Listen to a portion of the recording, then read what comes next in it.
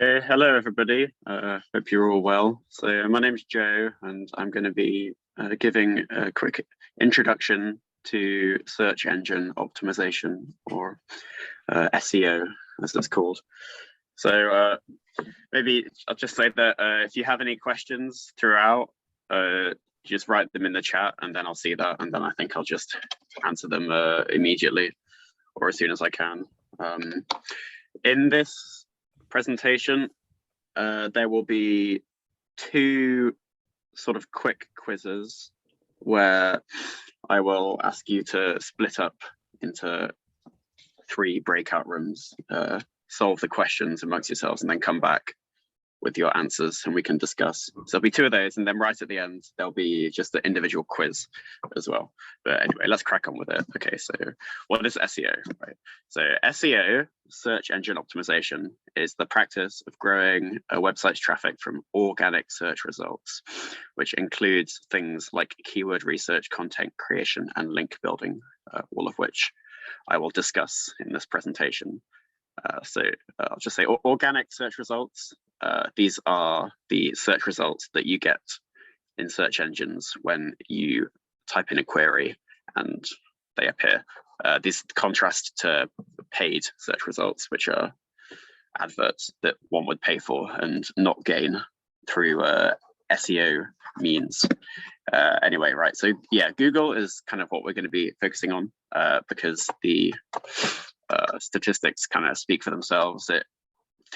For almost all the web traffic on the internet comes directly from Google's organic search results. And of the major players in the search engine marketplace, Google is, as we all know, the leader in that.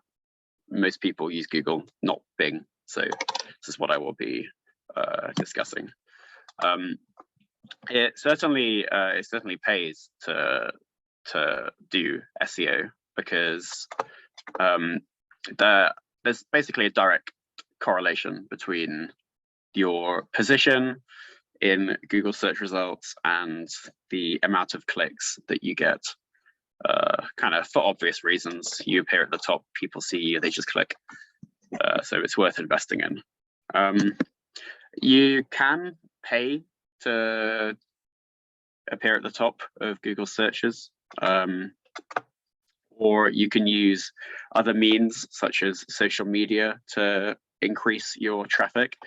But the traffic that you get from SEO is generally more consistent and sustainable over time.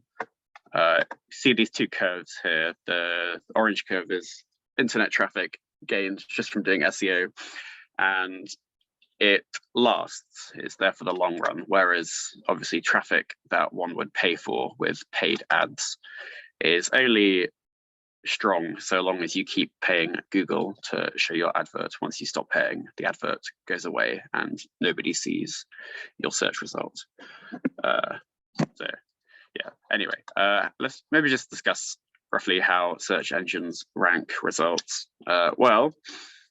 They use these things called crawlers or spiders to kind of surf the web automatically, going from link to link.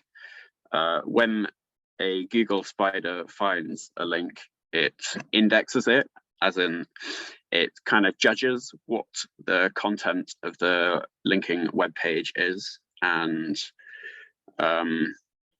indexes it with similar results, and then it ranks similar results based on, well, 2 key factors here, namely relevance, how closely Google thinks the content matches search intent, and authority, which is a rough measure of how credible and trustworthy Google thinks the content is. By the way, I should just say relevance here is just relative to the search query in and itself. Obviously, it's kind of meaningless to say that bbc.co.uk is irrelevant even though it's definitely authoritative, to say that it's relevant on its own is kind of meaningless, because you have to say, oh, it's relevant towards the search query UK news, for example. A nice kind of analogy I sort of figured out with this stuff is that if you did like GCSE physics or whatever, then in experiment results, I think discussed accuracy and reliability in results, and these kind of parallel relevance on authority in search results. In that, in physics, accurate test results are close to pre-established values, much as relevant search results are close to answering the search query, and reliable experiment results are trustworthy and repeatable, similarly to authoritative search results. Right. Anyway, the whole game with SEO is kind of trying to maximize and balance between these two things, because they're both sort of equally important.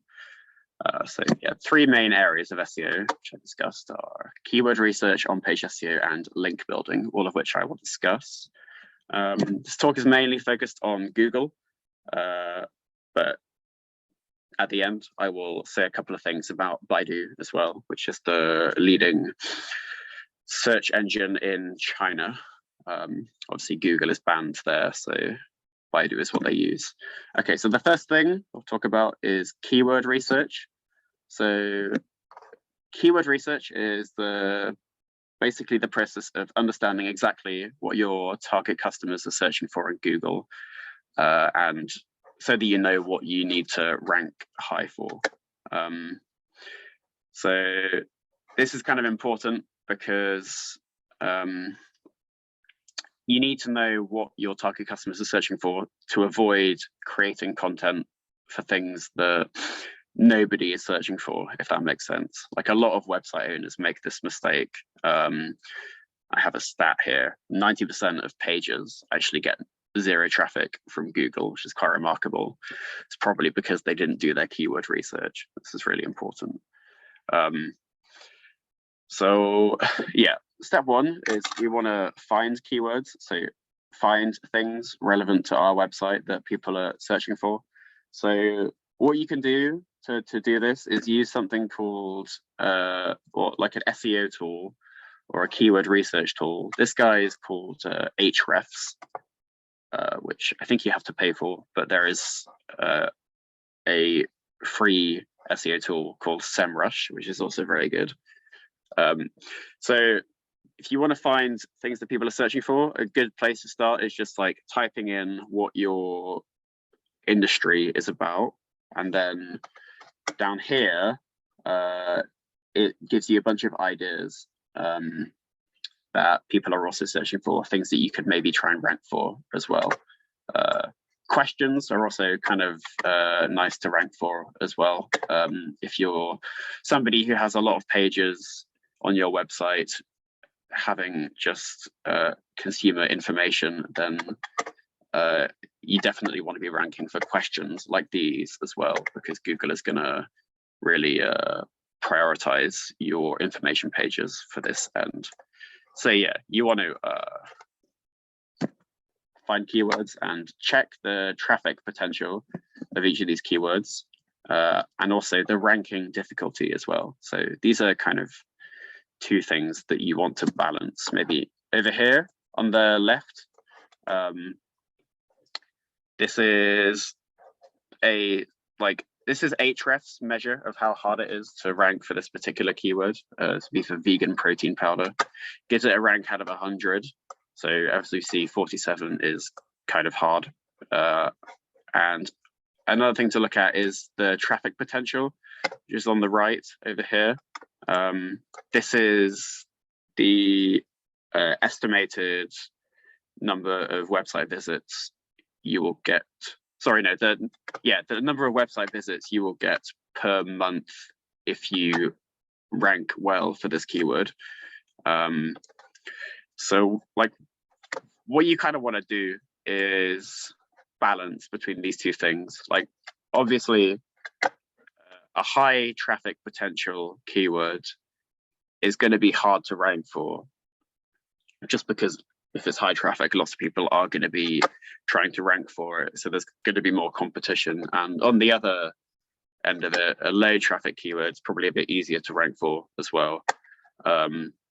So when you're doing your keyword research, like the good keywords you want to find are the ones that have high traffic potential relative to similar keywords, high traffic potential, and low keyword difficulty. If you find one of those, then you're in luck, and you definitely want to try and rank for it. Okay, so that being said, I think maybe we'll just do a quick quiz here. What did you think for, actually, what did you think for question 2 as well? Should I continue, or should I let the other group to? No, I think we'll just have just say both answers then. Okay. Yeah. Okay, for the second one, we think the second answer will indicate a higher buying intent because it specifically indicate which brand and also try to find best value among all the brands. And for the first one, the dog food nutritional content is, I think it's more reflect that the customer is still in the discovery stage, like they don't know which kind of food they should buy and look for it. That's why it's more general and still indecisive in this sense. Okay. Very good answer. Very good answers. Thank you. Okay. Can the group 2 representative just give your answers as well? What did you think? We pretty much thought the same thing. So for the first question, the first answer is a lot more general, and at least I knew what WordPress was, but that's only because I've searched up how do I build a website beforehand. So it's keeping in mind that people don't necessarily know what WordPress is, and they would have to specifically know it beforehand. So it's like the people who are searching up the second one have searched up the first one before. So overall, it would mean that it would have a higher search volume. And then for the second one, we also thought the same thing, that the best value dog food brands would have the higher buying intent, because it has a lot of keywords like best value, and at least if I was looking for something for my dog or something like that, I'm always looking for like the best, or like #1 or top 10 dog brand foods for XYZ. So yeah. Yeah, no, okay. It sounds like you're hit the nail on the head. First 2 groups. Yeah, I think I'd agree. It's like how to build a website is quite general.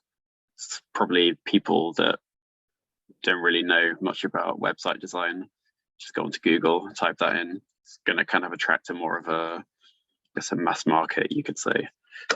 Anyway, yeah, okay. And the group 3 representative, do you want to give your 2 answers as well?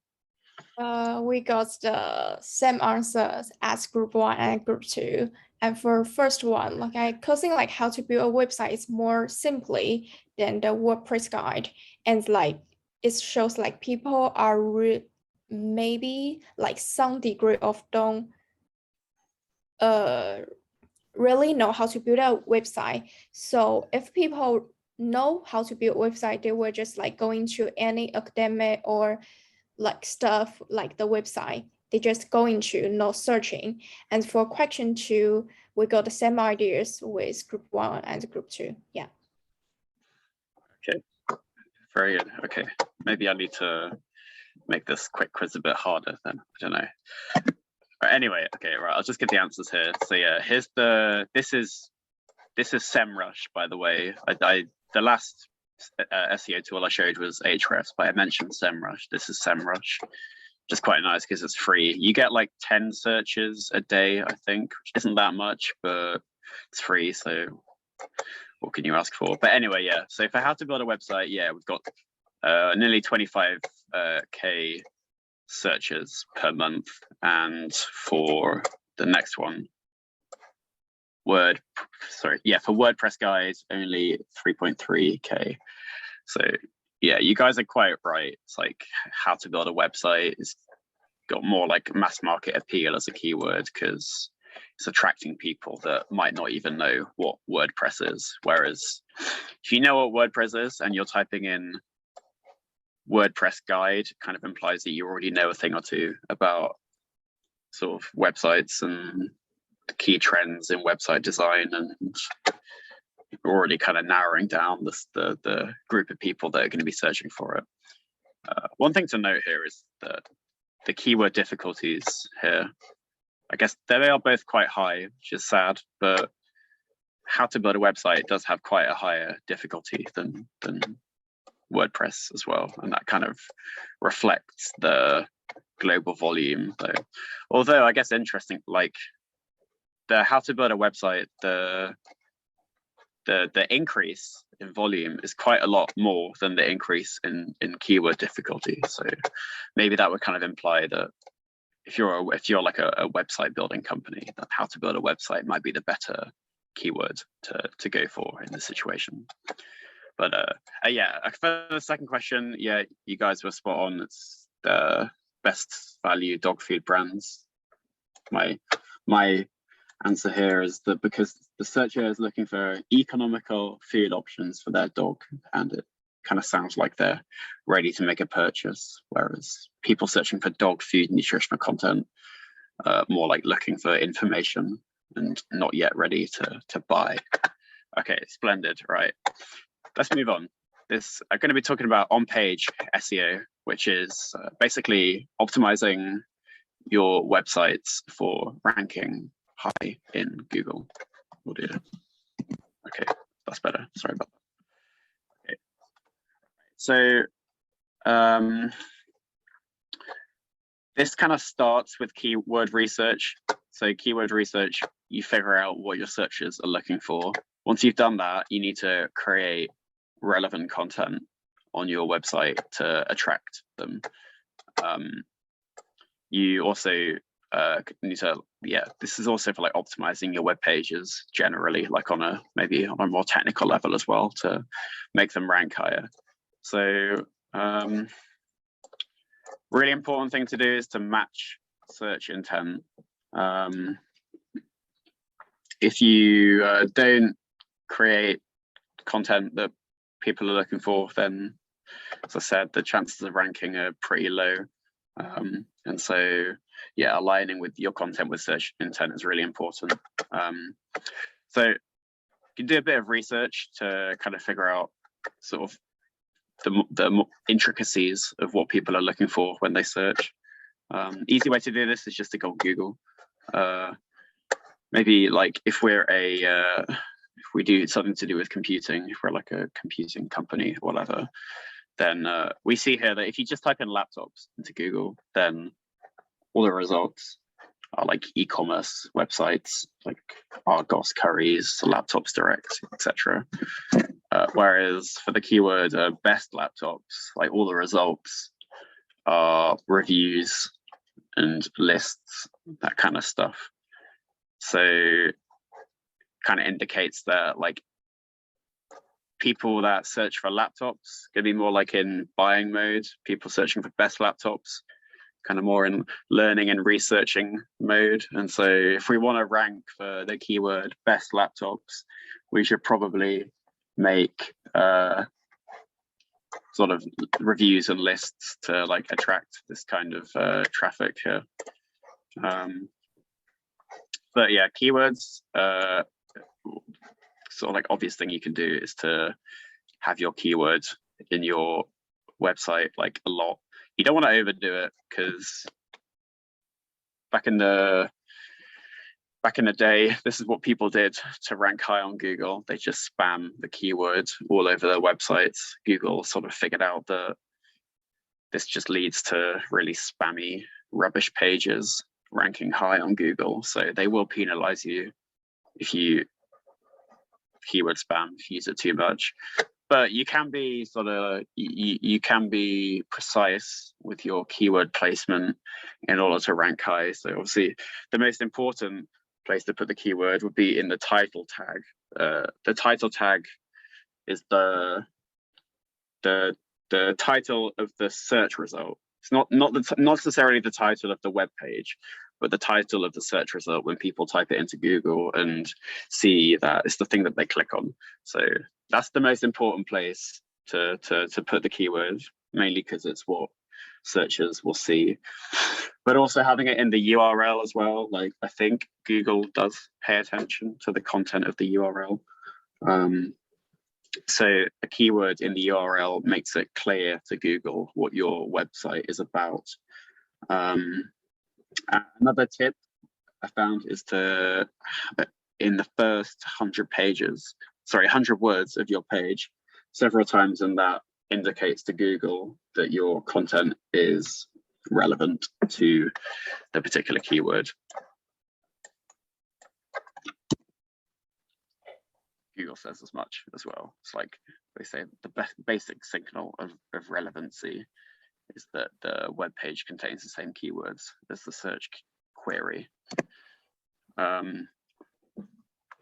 I think you can do is to write a compelling title tag.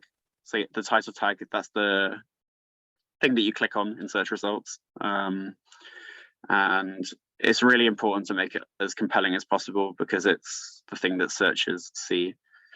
So as I said before, the easiest way to do this is to make it align with the current search intent. Maybe I'll give an example of this. So if we look at the top results for the keyword best Bluetooth speaker, and we look at the title tags, we kind of notice a couple of things. Namely, the title tags have all got the date in them, the year 2022, and they all kind of reference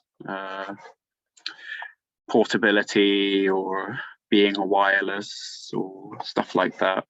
So that this 2022 thing kind of indicates to the searcher that the content is fresh, up to date, and this portability thing indicates that like this is something that searchers are looking for when they're looking to buy a Bluetooth speaker. Kind of makes sense anyway if you're looking for a Bluetooth speaker. But yeah, anyway, that indicates that like a compelling sort of title tag to write for your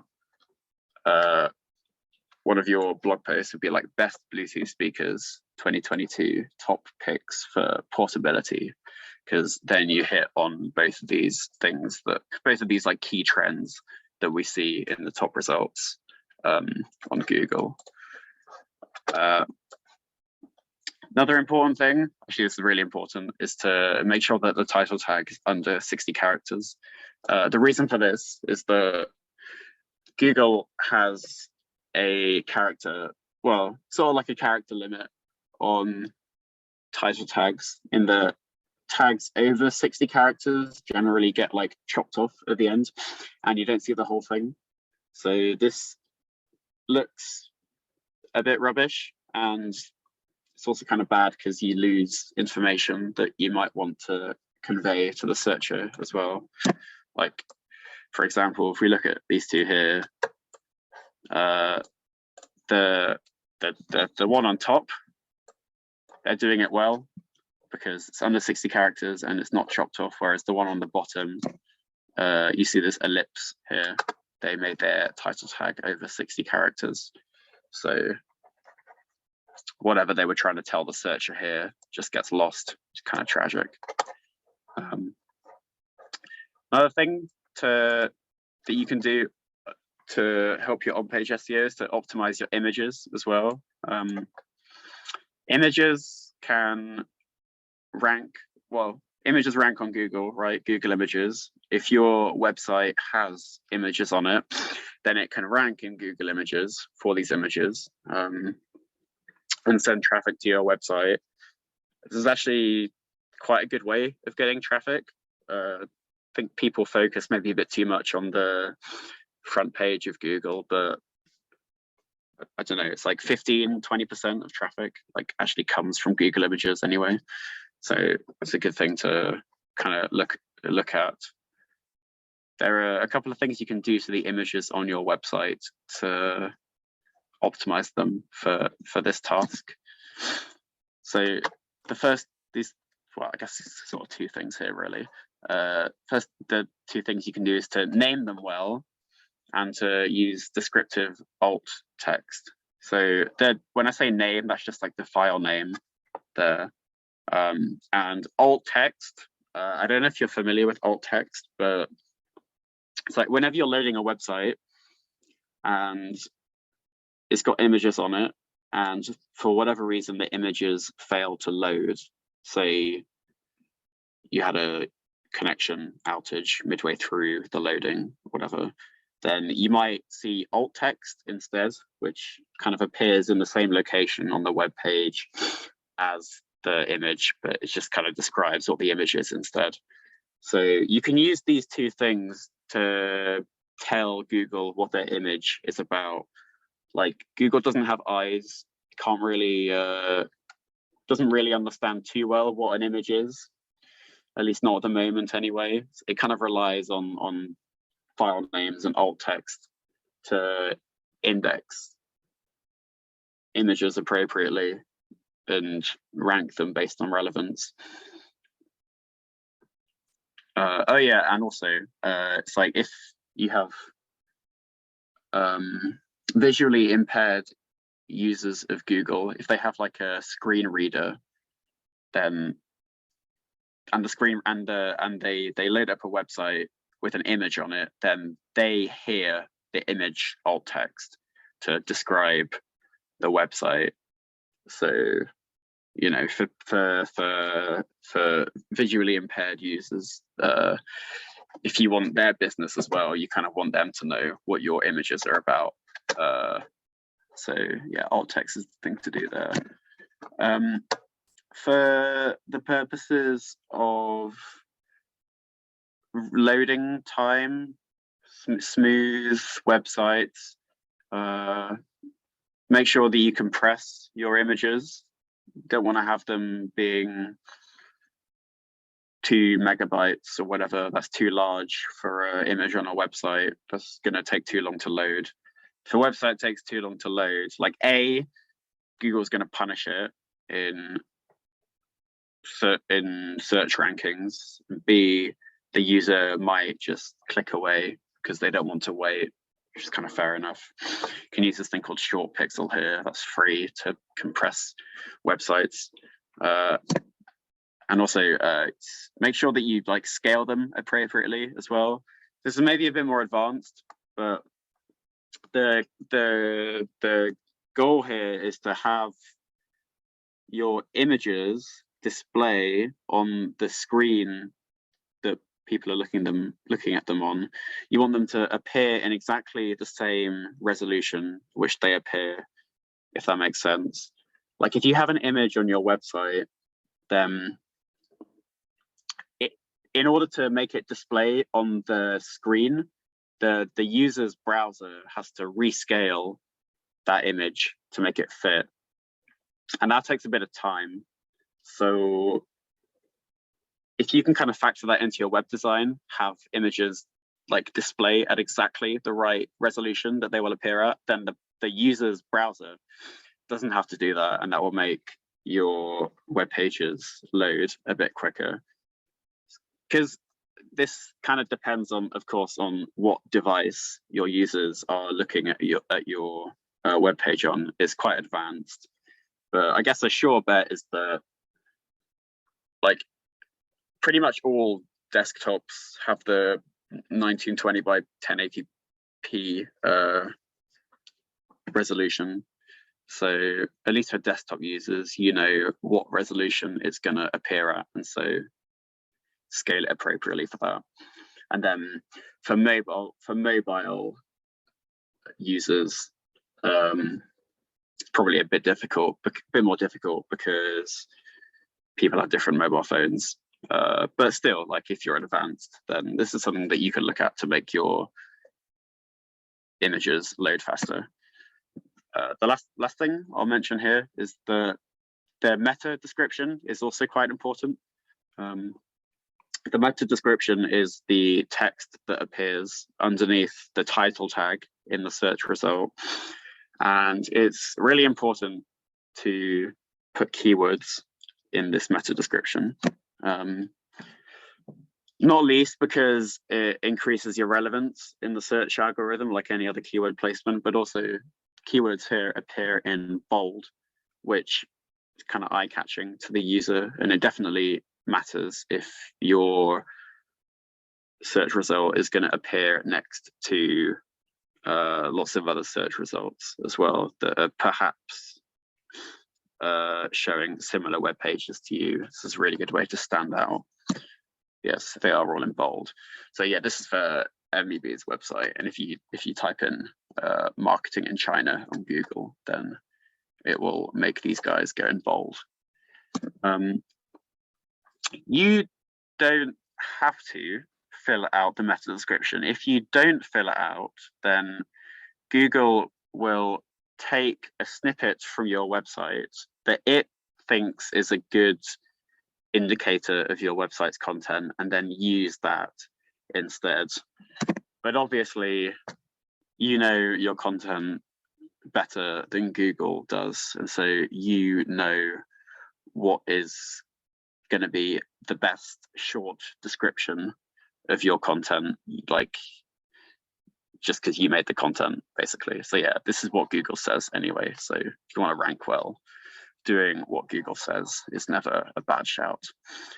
Anyway, okay, going to move on to link building now. So at the beginning of this talk, I mentioned relevance and authority. Now, on-page SEO is primarily focused with increasing the relevance of your web pages relative to the keywords that you're trying to rank for. But on the other side of the coin, you've got authority, which is kind of showing to Google that your web page is trustworthy. And the main the main thing that Google looks at for judging authority of a web page is these things called backlinks here. So yeah, link building, this is the process of getting other websites, which I might refer to as referring domains, to link to your website. These links, they're called backlinks. So this serves two purposes. The obvious one is that the more external web pages that link to your website, obviously the more traffic you're going to get, which is good. But perhaps more crucially, more backlinks give you higher authority in the eyes of Google, and thus Google's going to see your content as a hub of information for whatever keyword you're ranking for, and is thus going to rank you higher. Also, having lots of backlinks is good. It's important, but also having high quality backlinks from reputable sources is kind of equally as important as well. Maybe I'll discuss that in a bit, but I wanted to show this nice little graph here. So basically a direct correlation between search traffic and referring domains. I feel like this should be on the x-axis. It's the independent variable, but whatever. Yeah, so yeah, the more referring domains you have to your website, the more traffic you get. That's no secret. But anyway, this is what I wanted to show. It's quite cool. So basically, backlinks from other websites kind of work like votes. They show that other websites are vouching for your content. This has been a thing in Google for a while. It's been a thing since like 2005 as Google's main way of judging website authority. But back in the day, what a lot of people would do is pay other sort of like they basically just spam their websites with links from other websites in order to kind of game Google's algorithm.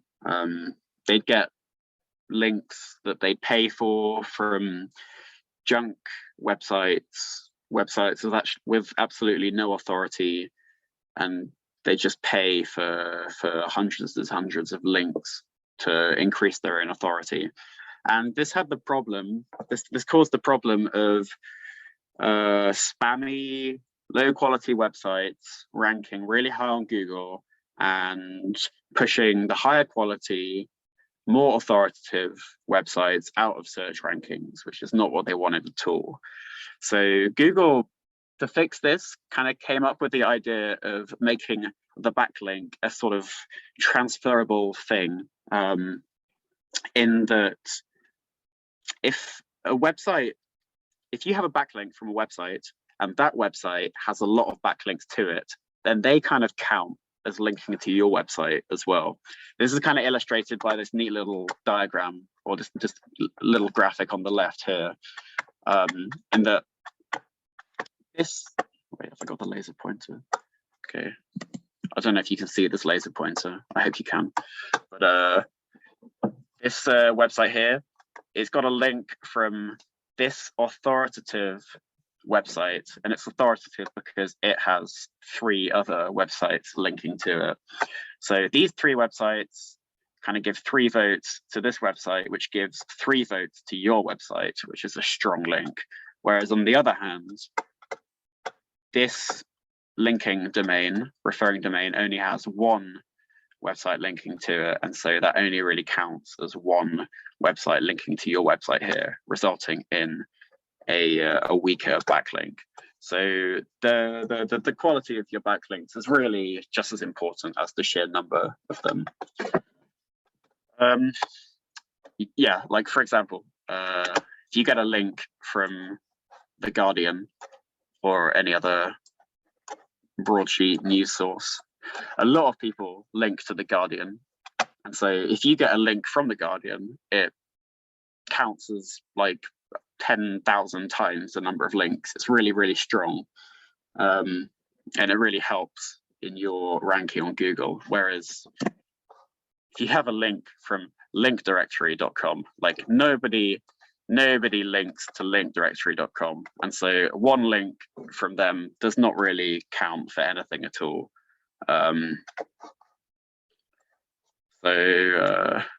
Yeah, high quality links, very important, very important. Now, how do you get backlinks? Most strategies, quite simple, really. They just kind of come down to 2 steps. It's to like create some sort of quality, notable piece of content that people will want to link to, and then you need to show it to people that you want to link to you and who own websites that can link to it. There are like other ways to do it as well. You can do guest blogging, which is kind of like, guest blogging is maybe a bit old-fashioned nowadays, but it's where you reach out to websites with similar content to yours and ask them if you can, well, ask them to say to them that you have something that you can write on their website, say a piece, say like a blog post or whatever, and then right at the end of it you include a link back to your website. That's link building via guest blogging. That's one thing you can do. The thing you can do is just to earn links kind of naturally, which is where you make things on your website that people just come across and then link to naturally without you actually having to ask them to do it. So the kind of things that people will link to are just what are called linkable assets, things like infographics and surveys and data studies, but also things like guides or reviews. These are things that people might just link to out of interest. A more scientific technique you can use is called the skyscraper technique. The skyscraper technique kind of works off the principle that Google figures out on its own what kind of content people are interested in. And so because it has already worked that out, that gives you a template for making your own content that's going to rank well as well. So step one here, find a piece of content similar to yours that already has lots of backlinks. Step two is to improve upon that. And then step three is to contact or email the people that link to that original content to link to your new and improved content instead. A clever thing you can do to improve upon content that you might find is to update it for 2022 or whatever the year might be.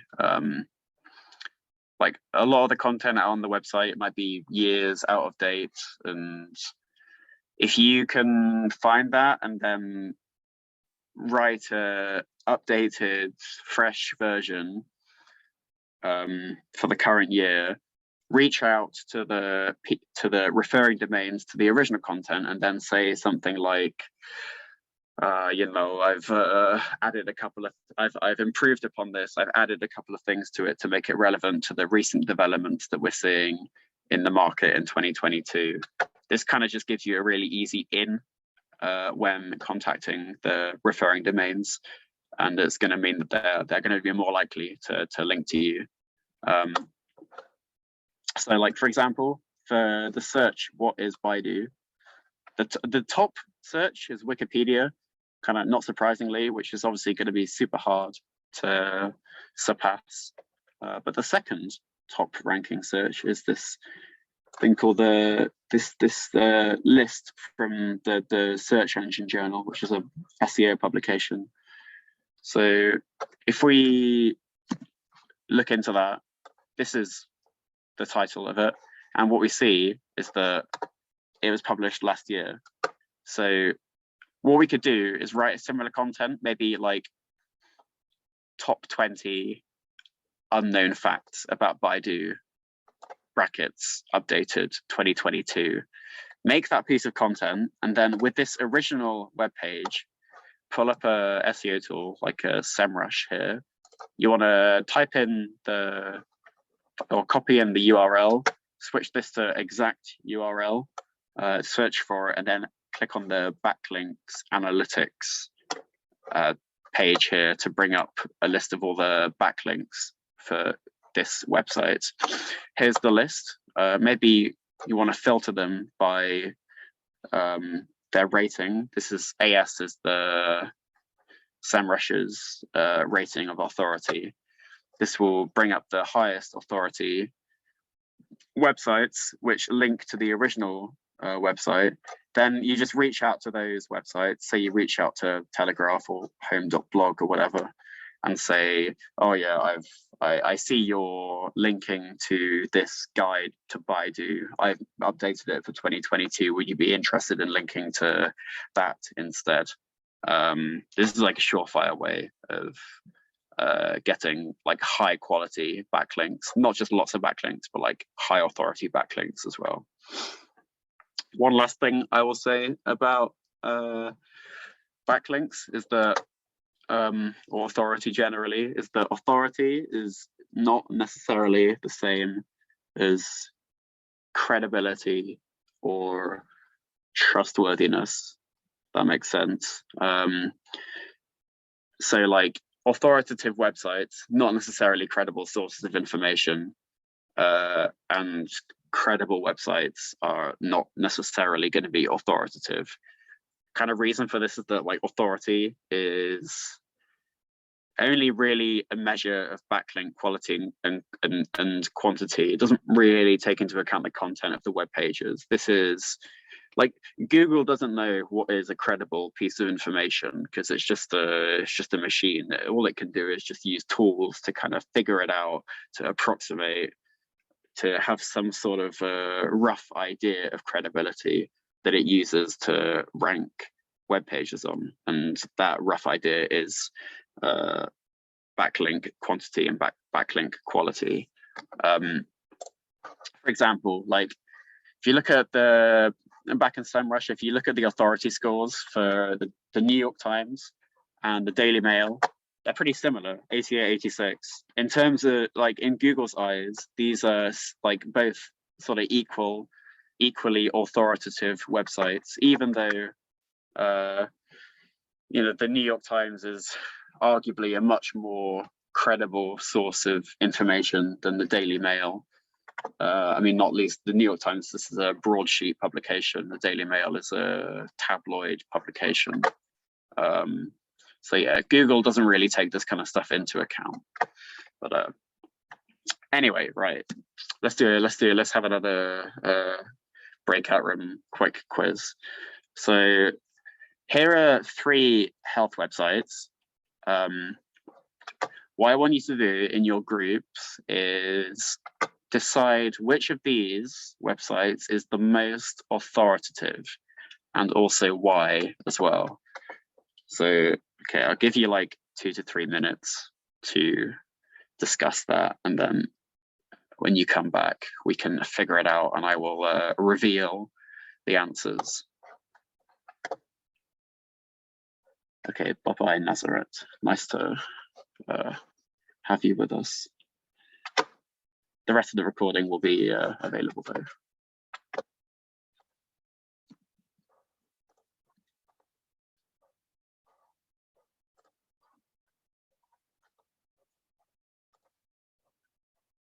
So does the Jamie, I think we the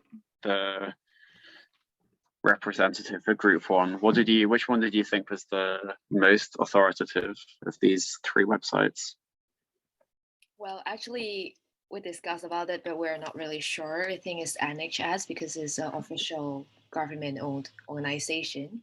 And for the other 2, it's more like news stories. So we think NHS might be the one. Okay, all right, interesting. Okay, the group 2 spokesperson, what did you think?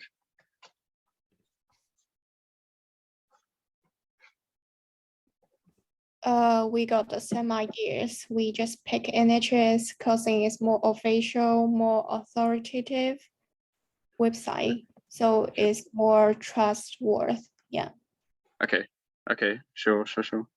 And the group 3 representative, what did you think?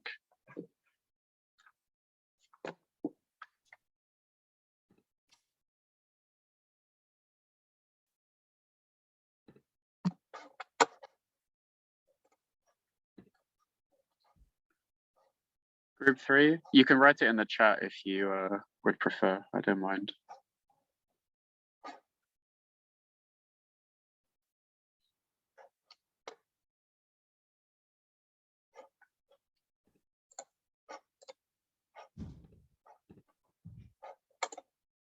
Okay, maybe we only had 2 groups, I'm not sure. Oh well, it's fine. I think the answers might be quite surprising. Okay, I will show these. Right, so in third place, NHS website only has an authority score of 56, whereas the Telegraph has a score of 84, quite a bit larger. And in first place, it's actually WebMD, has an authority score of 88, which is kind of tragic. But the reason for this is that it's quite cynical. I mean, the Telegraph and WebMD, these are private companies that have like obvious profit motives, and so quite likely to have dedicated SEO teams that work very hard to have their websites ranking high on Google, and thus do whatever they can to maximize their authority score by having lots and lots of people linking to them. Whereas on the other hand, the NHS website, this is it's a public company. Like, it doesn't work based on profit, and so it doesn't really have much of an incentive to get lots of high quality backlinks to their website. And so tragically enough, Google doesn't view NHS as a particularly authoritative source of information, even though the WebMD is apparently much more authoritative. I think this comes back to my point about like credibility versus authority. It's like NHS is obviously the most credible source of health information here, but it's by no means the most authoritative. So massive disclaimer, health information, don't get any health information from WebMD. NHS is much more credible than WebMD. Okay, anyway, right. Last thing I'll talk about is a bit of Baidu. So Baidu is the most popular search engine in China, counts for like just under 70% of all searches. The next two, Sogu and 360 search, account for basically the rest of the searches. Well, Google is banned in mainland China, but it's still allowed in Hong Kong and Macau. So that so your SEO efforts that apply in the West will also apply in Hong Kong and Macau. But this is only 2% of Chinese searches. It's not a huge thing. So if you want to, if you want your websites to appeal to Chinese market, Chinese search engines, then it's really Baidu that you want to focus on. So as a rule of thumb, Baidu prioritizes Chinese websites and Chinese content. Its main selling point is its ability to parse and interpret Chinese text much better than Google can, which leads to higher quality results in China. Baidu mainly parses simplified Chinese, so it's important to have your website in simplified Chinese as well. When I was doing my research for this, I think in Hong Kong, Macau, I think traditional Chinese might be more popular for websites. I'm not totally sure, but at least in the mainland, it's simplified Mandarin.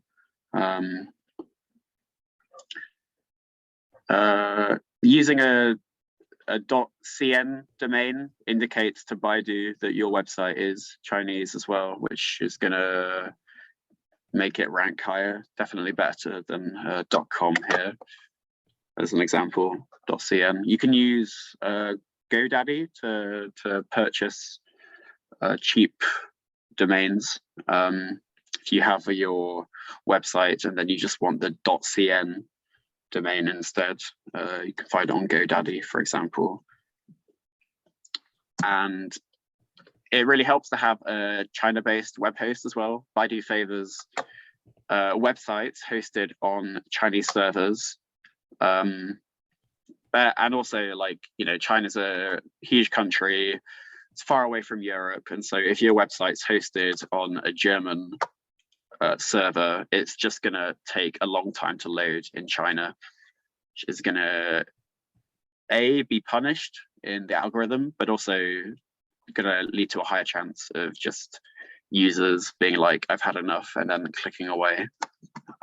Sometimes it might not be feasible to be able to get, you might not be able to get a server in China, but you can also look at Hong Kong, Singapore, Japan as well as potential locations for a website, because they've got very good internet infrastructure and they're close enough to China for it not to be a huge problem.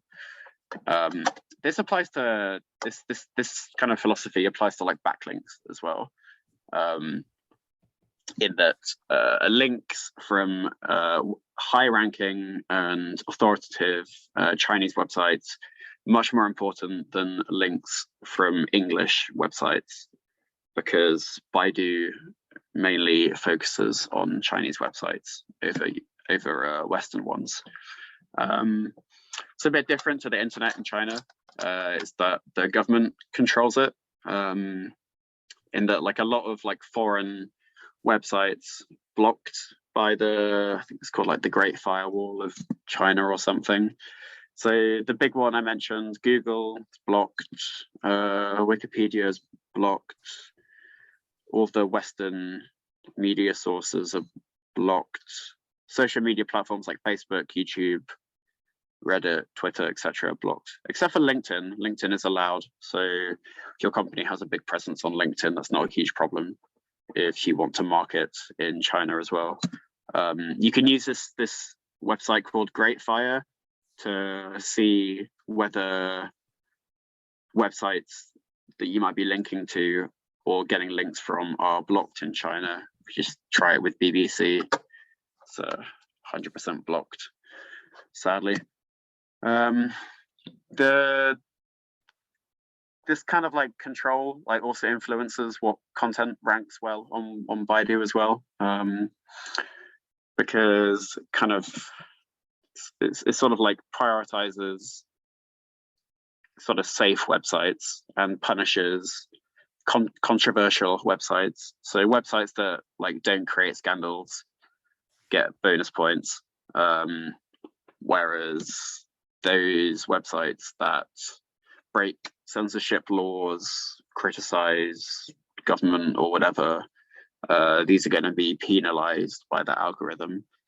A good thing to do if you're publishing content in China is just to like check the news beforehand to make sure that like it doesn't contravene something that's been said. And this is really important. In order to have a website in China, you need the ICP license, which is basically the mechanism by which the government permits you to operate your website in China. And you do need an additional business license if your website is selling or marketing anything over the internet. So I'll just run down some general advice for ranking highly on Baidu. I'll probably talk about this more in the future videos, but for the time being, publishing frequently really helps in Baidu, even more so than in Google. It's really important to make just original content on a regular basis. This will improve your website's authority and trust rank in the algorithm. And local like search engines automatically give importance to websites with lots of web pages anyway, so having lots of content being produced regularly really helps there. If you have social sharing widgets, if you have like a link to your Facebook page on your website, then because these outlets are blocked in China, any outbound links that you have to them are basically just going to slow down your web page. So it's probably a best idea just to get rid of them.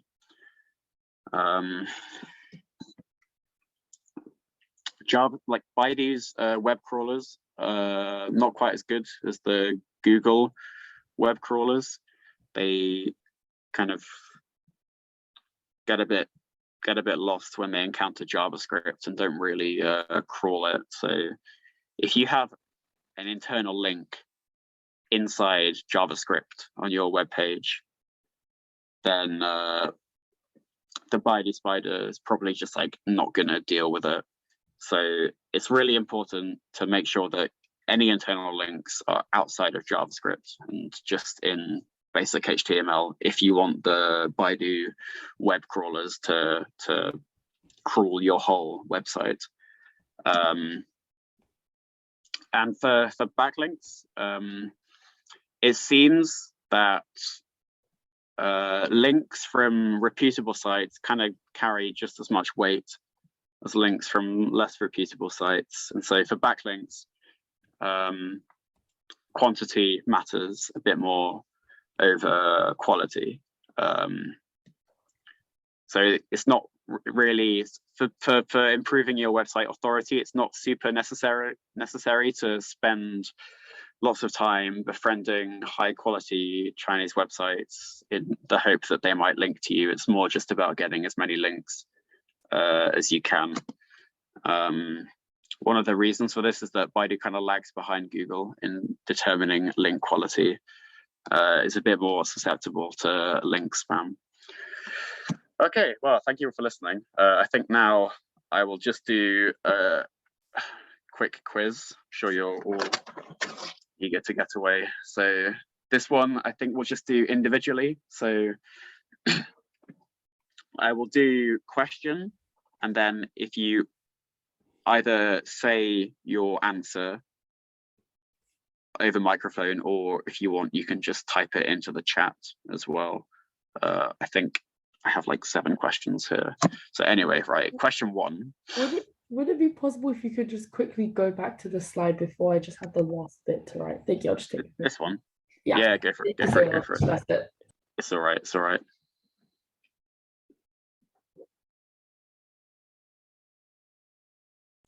Thank you. Okay, no worries. I think, did I have something else to say?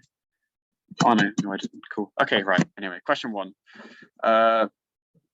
Right, most web traffic in the West, I should say, comes from Facebook, YouTube, Google, Bing, or Yahoo. 2 votes for 3 votes for Google. Okay, yeah, nice and easy. Yes, Google is the correct answer. All right, question 2. Yes, Google, indeed.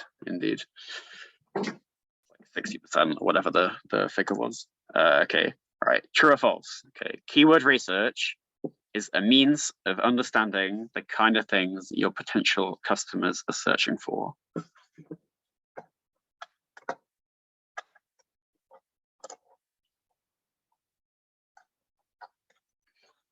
Yes, it is true. Well done. Question 3. A web page's relevance is a measure of the number of unique referring domains which link to it. True or false?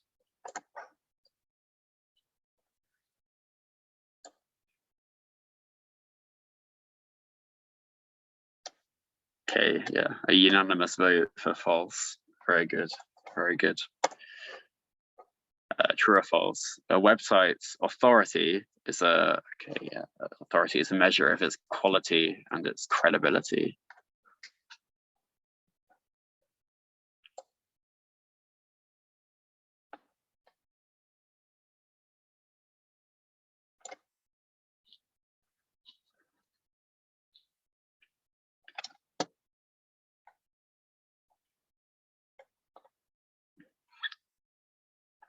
Lots of votes for false. No votes for true. I'm surprised. I guess because I mentioned nothing about credibility and authority. Yeah, I think actually on the answers to this, I think it says true, but their correct answer is false. Even though on a subjective level, this is Google's measure of quality and credibility. That's what Google thinks means quality web pages, even though in our understanding, our sort of objective understanding of quality and credibility, this does not align with website authority, as we saw with the health information example. So yes, you guys are all correct. Okay, question 5. A user searching for best guitar amps 2022 is more likely to be in which mode? Learning mode, buying mode, or selling mode?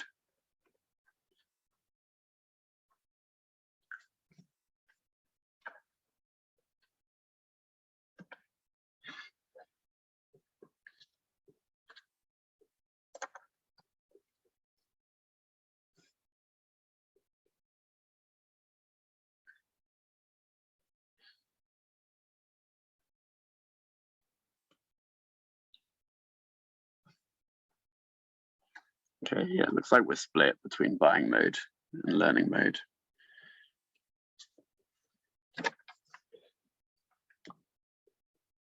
You know, I would say learning mode, because it's more like people trying to figure out what is a good bet to go for if you're looking for a guitar amp. And so it kind of indicates that they're not quite ready to buy. They're more sort of still learning. I feel like if they're in buying mode, it would be like, it'd be something like cheap Marshall amps, something more specific like that. I'm not sure, or like secondhand Fender bass amplifier or whatever. So yeah, I'd say learning mode for this one. Question 6. Okay, title tags should be kept under which character limit? 30, 60, 100, or 150? Very good. You will all have very good memory. It is 60 characters. Yeah, anything more than 60 characters, and it's going to get chopped off in the search results. All right, last question. A backlink from which of these two websites is going to incur more authority in Google's search algorithm?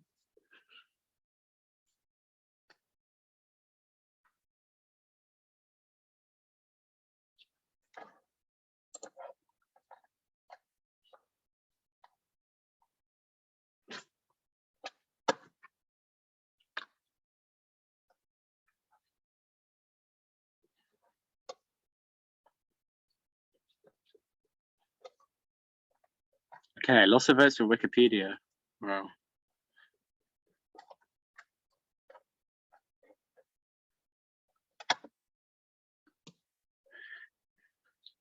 All right, interesting. Well, the answer is BBC. The reason for this is that with Wikipedia, anybody can edit a Wikipedia article, right? Like, I have edited Wikipedia articles, anybody can do it. It kind of means that anybody can technically put a link to their website in an article on Wikipedia.